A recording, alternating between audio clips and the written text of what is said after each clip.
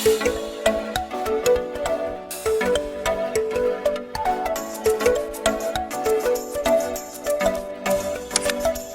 day, everyone. Welcome to Math Made Easy with Mom Bell. How are you today? Okay, we have just done our most essential learning competencies for the first quarter, and we are now on our second quarter. Are you excited to learn another lesson for the second quarter? Well, our lesson for today is composed of 3 topics, and these are: first, giving the place value and the value of a given decimals through 10,000ths. Second, reading and writing decimals up to 10,000ths. And then third, rounding decimals to the nearest 10,000ths. So let's recall first the meaning of decimal. So what are decimal numbers? Decimal numbers are numbers in between 2 whole numbers.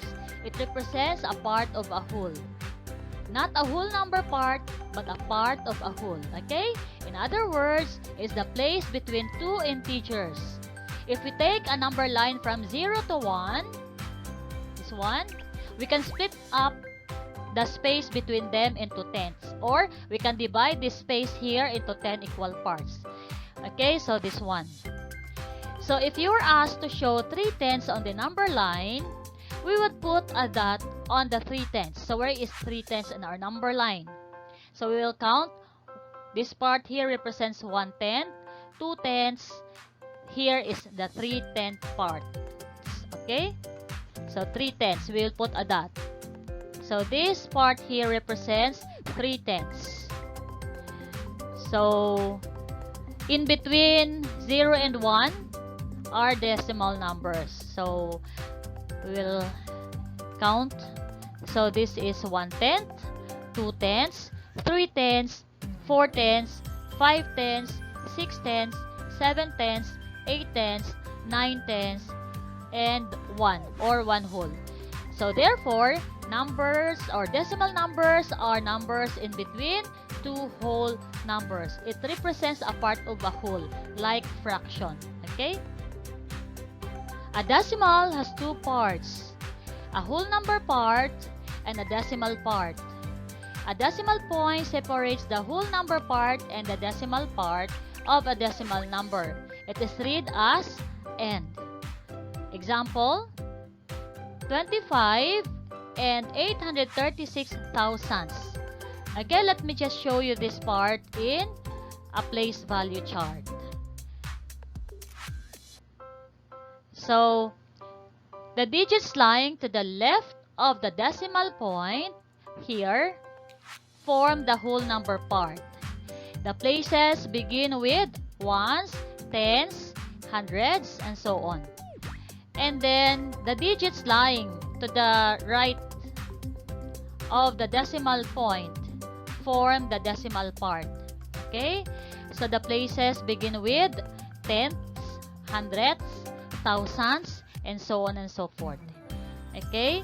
So in our example, we have 25.836. So it is read as 25 and 836 thousandths. The concept of decimal is just like fraction. Although they look differently, but they simply express the same values through different representation. So the relationship between fractions and decimals is clear when you look at the fraction 1/2. Okay? So if you're going to convert 1/2 to a decimal number, how are you going to do that? We'll just divide the numerator by the denominator. Okay? So 1 divided by 2 cannot be a decimal point and 0. Copy the decimal point in the quotient. And then divide like a whole number. 10 divided by 2 equals 5. Okay? And 5 times 2 equals 10. And then subtract. 10 minus 10 equals 0. So therefore,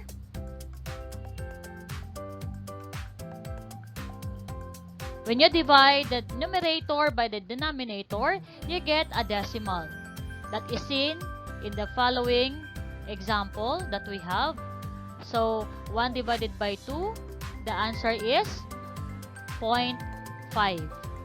Therefore, 1/2 is equal to 5/10. Okay, so we are now on the first topic that we're going to discuss for today, which is giving the place value and the value of a given decimals through 10,000ths. So in order for you to read or write decimal numbers, we need to know the place value of its digit first. That is the value of a digit based on its position within a number. The decimal numbers, the position of a numeral in relation to the decimal point determines its place value. So in math, every digit in a number has a place value.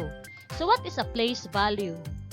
Place value can be defined as the value represented by a digit in a number based on its position in the number. Okay, so I have here an example of a place value chart.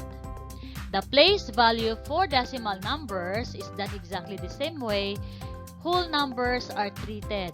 But in this case, it is reversed. Okay? So the place value of a digit in the place value chart increases by 10 times as we shift to the left and decreases by 10 times as we shift to the right. Okay? So here's an example. Give the place value of its digits in 13 and 548. So here, we're going to show the relationship between the place or position and the place value of the digits in a number.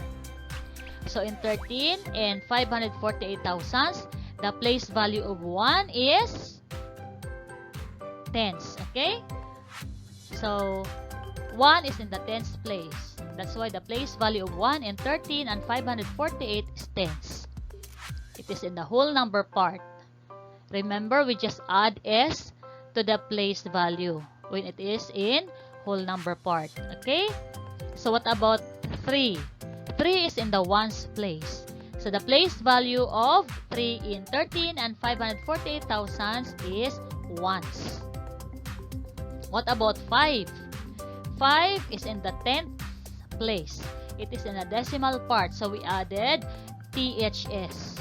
Okay? So the place value of 5 in 13 and 548 thousandths is tenths with THS because it is in the decimal part. Okay?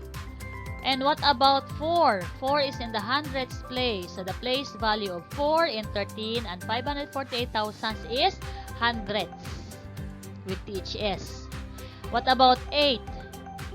So the place value of 8 is thousandths because it is in the thousandths place. Okay? What about value? What does it mean? Well, the value refers to the worth of its digit depending on where it lies in the number. It is the product of that digit holding the decimal place and the value of that position. Okay, so example, 13 and 548 thousandths. So what is the value of 1 in our example? Okay, so the digit 1 is in the tens place. So the place is tens.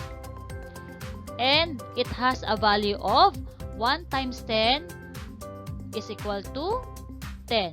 So the value is 10. Okay? What about 3?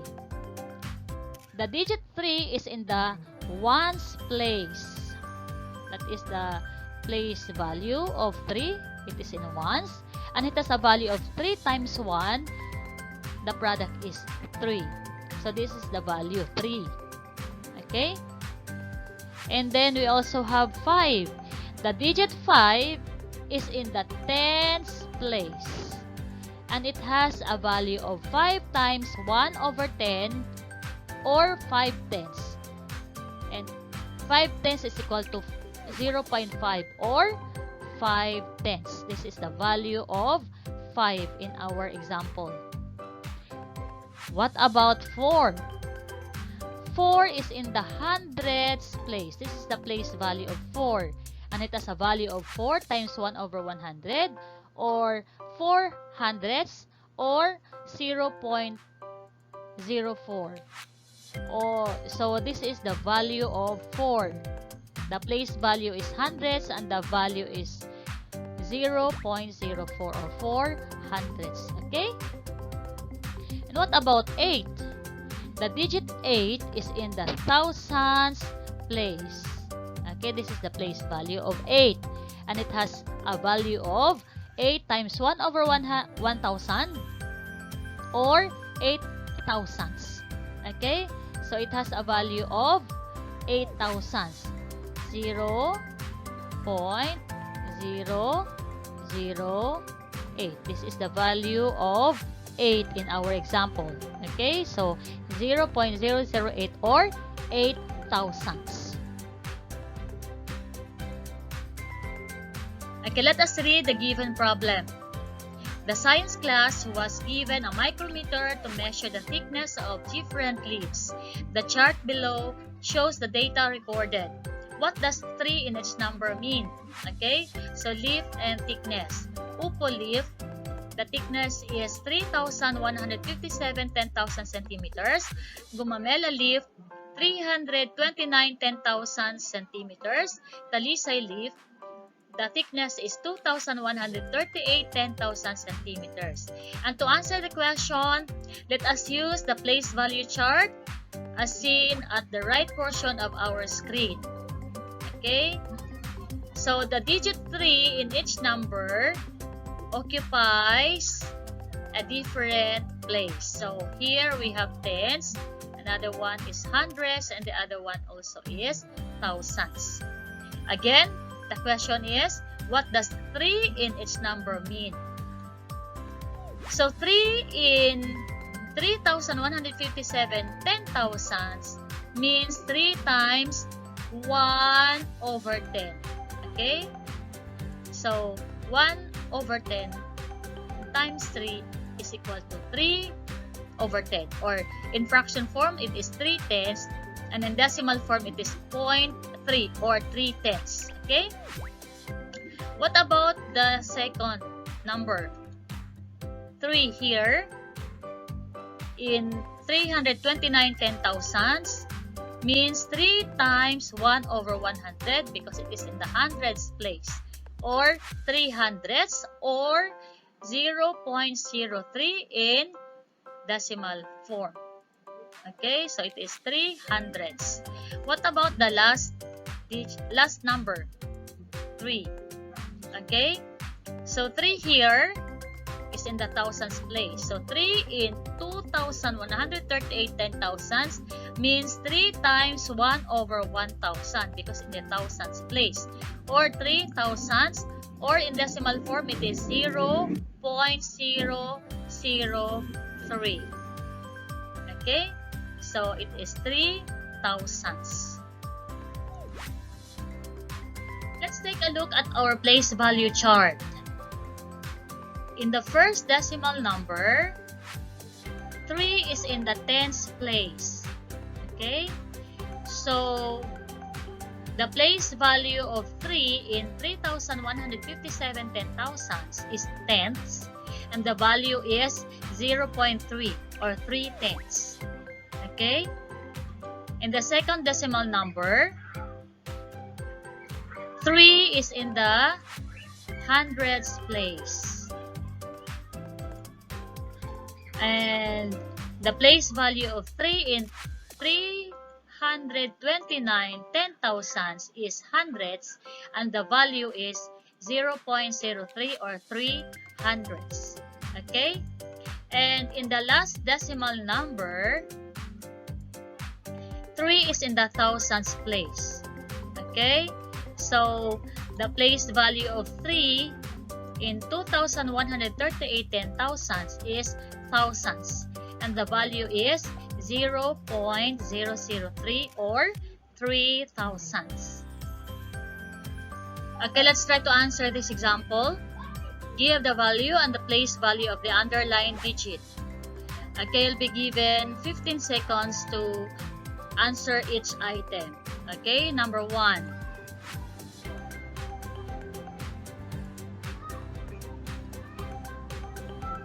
What is the value and the place value of 7?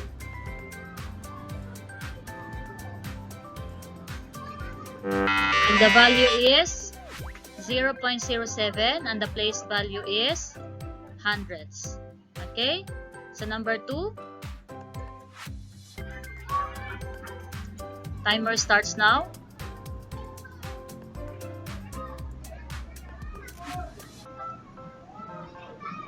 What is the value and the place value of 8?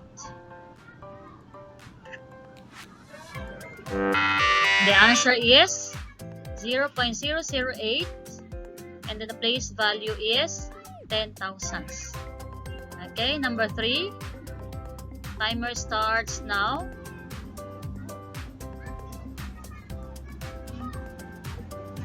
The value and the place value of the underlying digit 3.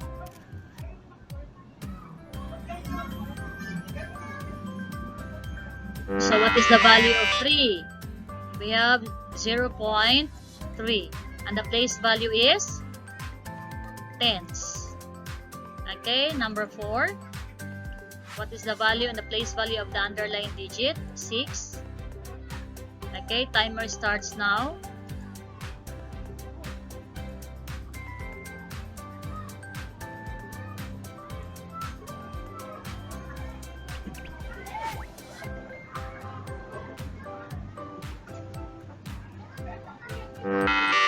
Okay, the value of 6 is 600 and the place value is hundredths. Okay, last number, number 5. What is the value and the place value of 3? The underlying digit 3. Okay, the timer starts now.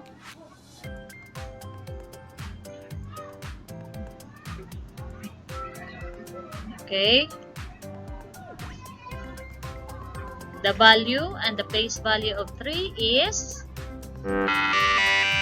0.003 and the place value is thousandths.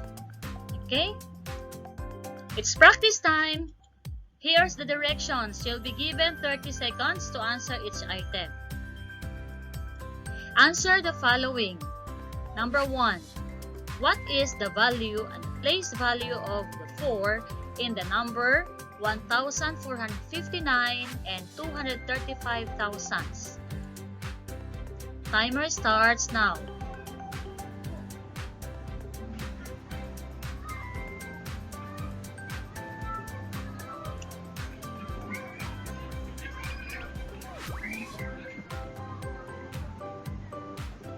The answer is, value is 400 and the place value is hundredths. Let's continue with number 2 question. What digit is in the thousandths place in the number 485 and 495 thousandths? Timer starts now.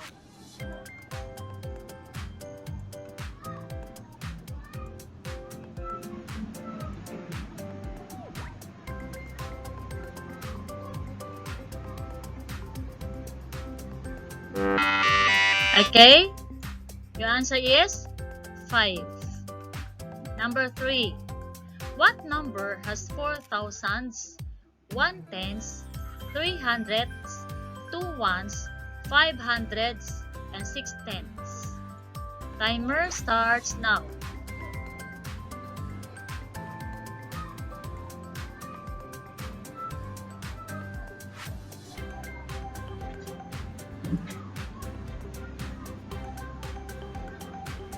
Your answer is 4,512 and 63 hundredths. Number 4. What is the place value of 6 in 1 and 284,681 millions? Timer starts now.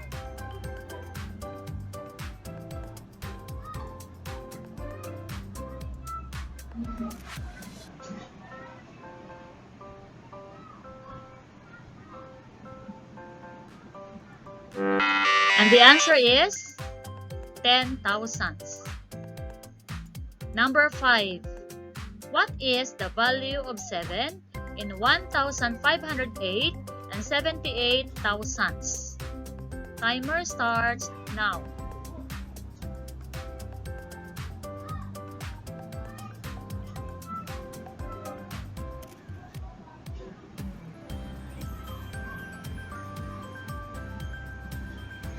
And the answer is 0.07 or 700ths.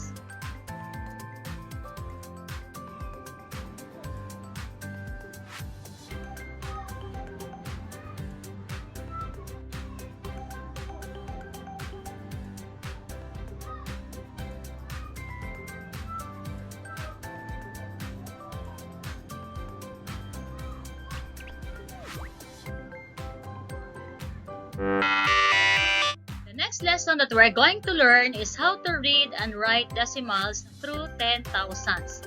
As I mentioned earlier, that to read or write numbers written in decimal notation, we need to know the place value of each digit. Okay, let's read the problem. Every morning, Mr. Lim reads the newspaper. He takes note of the peso-dollar exchange. One morning, he read that the exchange rate of a US dollar is 54.596 Philippine peso. How do we read this number?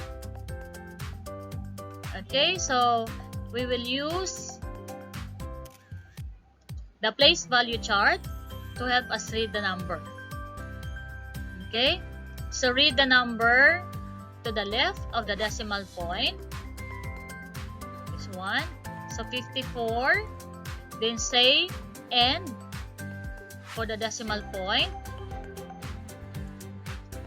And then read the number to the right of the decimal place. Okay, so 54 and 596 thousandths. In writing decimal number, just write down what you hear.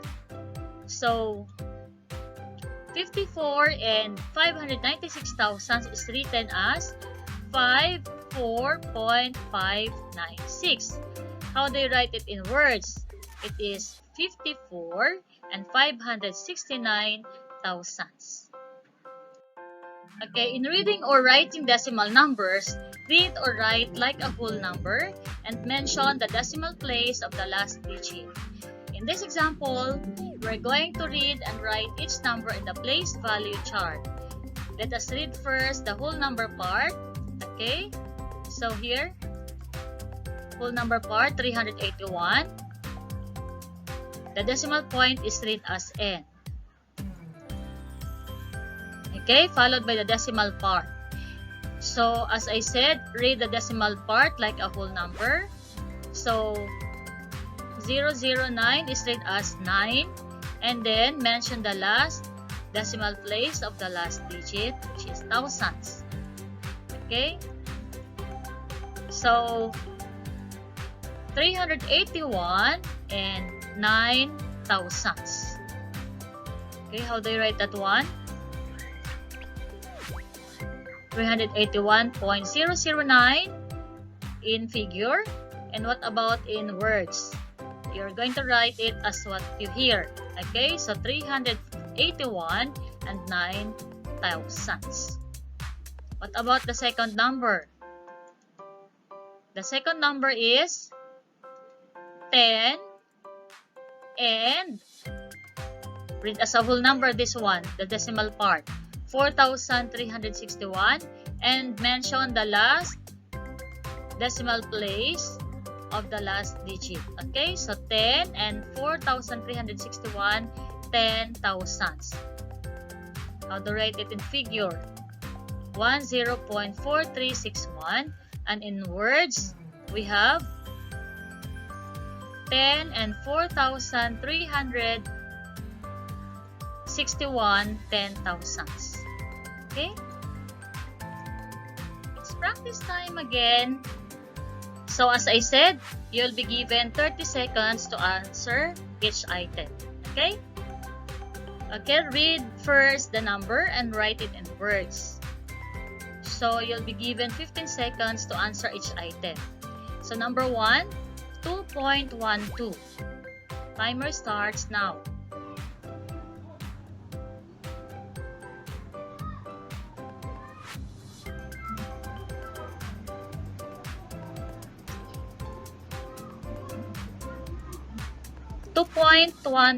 Read as 2 and 12 hundredths.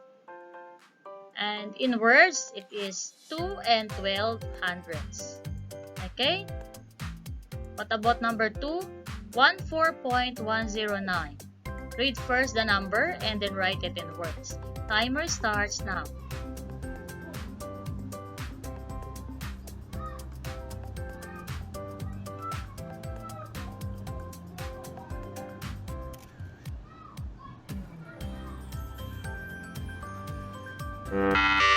Okay, time is up.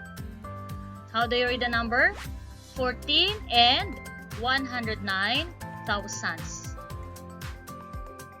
And this is how to write it in words. 14 and 109 thousandths.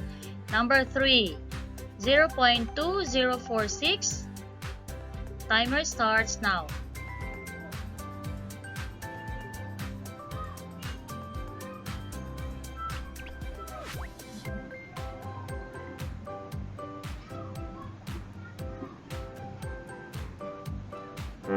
Again, your answer is 2046 10,000ths. In words, 2046 10,000ths. Okay, number 4. Timer starts now.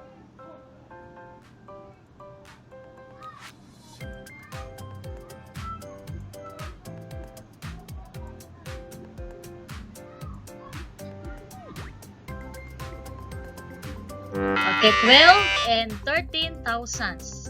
In words, 12 and 13 thousandths. Number 5, timer starts now.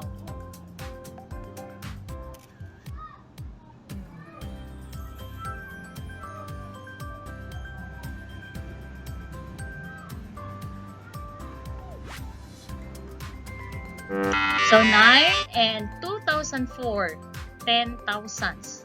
In words, 9 and 2004, 10 thousandths. Okay?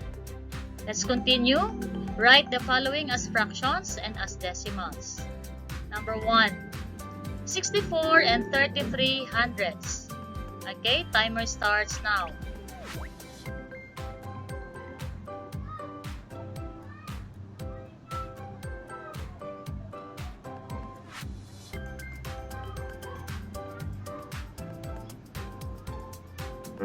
The answer is 64 and 33 over 100 in fraction, and in decimal 63.33 or 63 and 33 hundredths.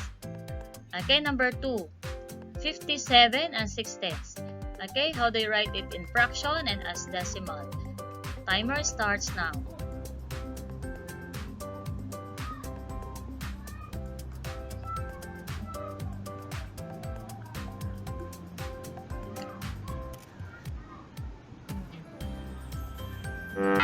Okay, as a fraction, it is 57 and 6 over 10, and in decimals, 57 and 6 tenths.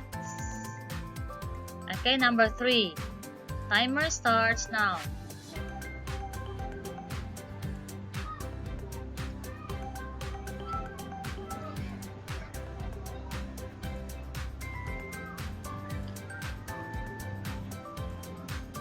And the answer is 6 and 56 over 1,000 in fraction, and in decimal it is 6.056 or 6 and 56 thousandths. Number 4. Timer starts now.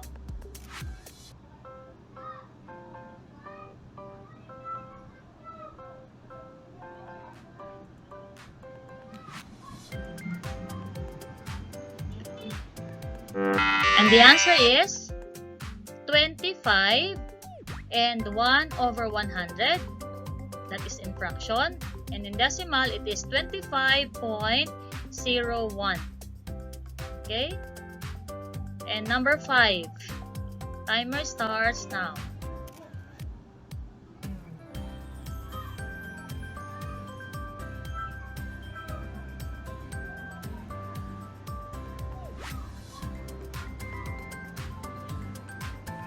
And the answer is 205 over 10 thousandths, or 205 or 0.0205. Okay, 205 10,000ths. Okay, so we are now on the last part of our lesson, which is rounding decimals to the nearest 10,000ths. Rounding a decimal is a technique used to estimate or approximate values. Rounding is commonly used to limit the number of decimal places. We can round decimals to a certain accuracy or number of decimal places. This is used to make calculation easier to do and results easier to understand when exact values are not too important. Okay, so to round a decimal number, there are certain steps to follow. First, underline the digit to be rounded, and then look at the digit to the right of the place being rounded.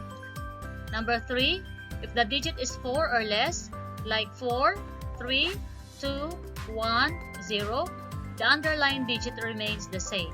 It is called round down. If the digit is 5 or greater, like 5, 6, 7, 8, 9, add 1 to the underlined digit. It is called round up. Okay, after rounding, drop all the digits after the underlined digit and copy all the digits at the left. So let's have an example. Round 7,286 hundred-thousandths to the nearest thousandths. And this is the number. Again, underline the digit to be rounded. So the thousandths place is 2. Okay, so tens, hundreds, thousandths. So 2 is the thousandths place. And then look at the number at the right of the rounding digit, which is 8. So 8 is round up. Okay, 8 is round up, meaning you are going to add 1 to the rounding digit. So 2 becomes 3. And then after rounding, drop all the digits at the right and then copy all the digits at the left. Like that. Okay? So our answer is 73 thousandths. This is our final answer.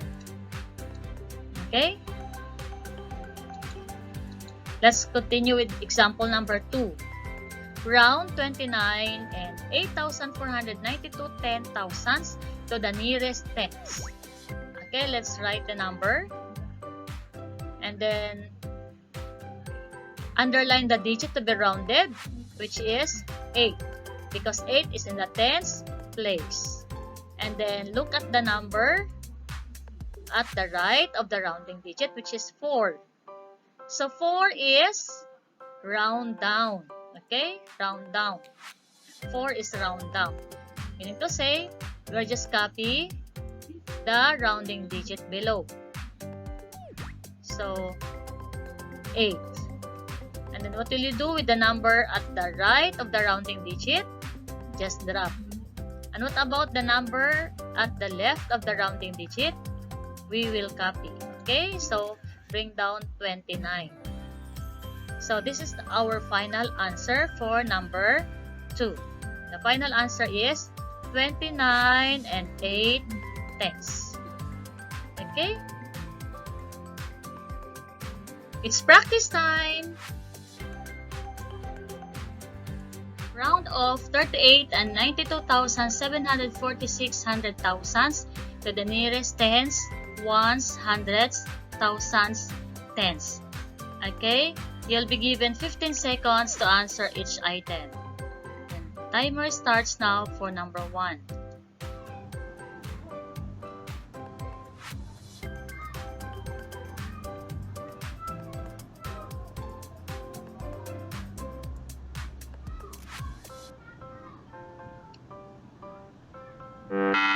The answer is 38 and 9 tenths.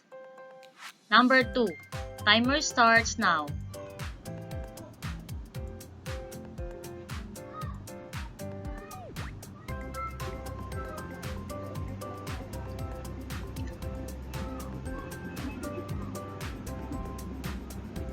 The answer is 39. Number 3. Timer starts now.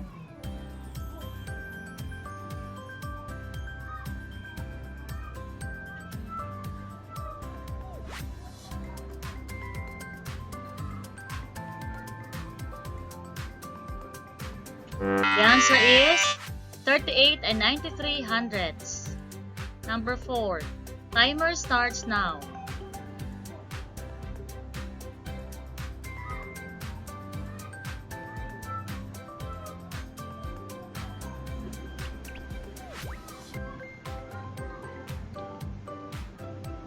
And the answer is 38 and 927 thousandths.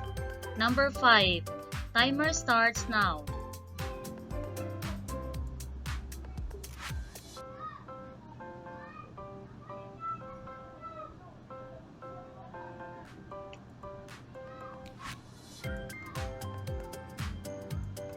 The answer is 40.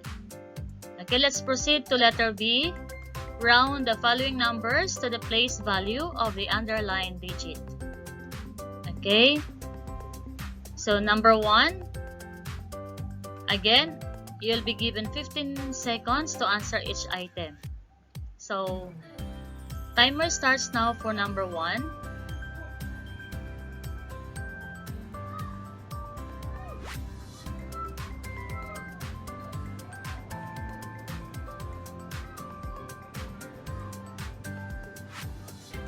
The answer is 6 and 850 thousandths. Number 2, timer starts now.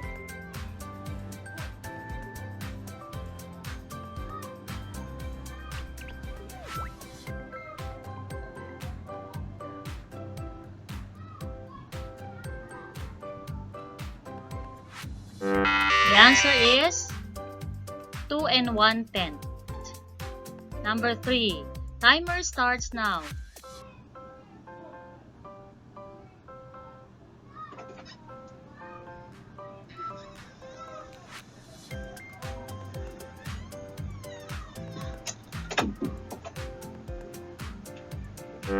The answer is 63. Number 4, timer starts now.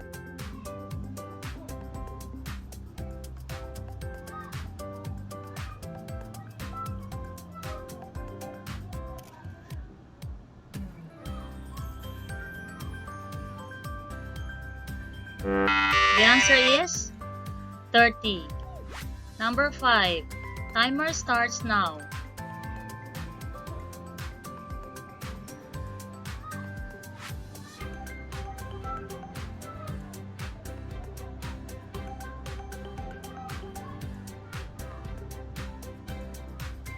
And the answer is 6 and 894 thousandths.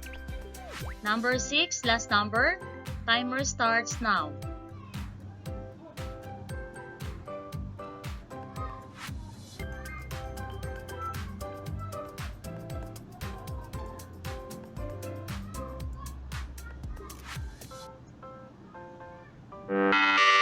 Okay, the answer is 41 hundredths.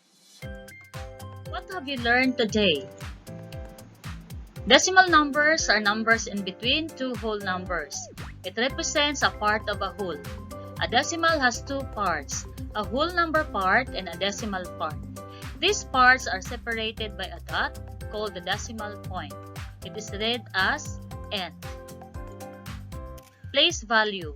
Place value can be defined as the value represented by a digit in a number based on its position in the number. The value refers to the worth of each digit depending on where it lies in the number. It is the product of that digit holding the decimal place and the value of that position. How to read and write decimal number. Read decimals from left to right like whole numbers.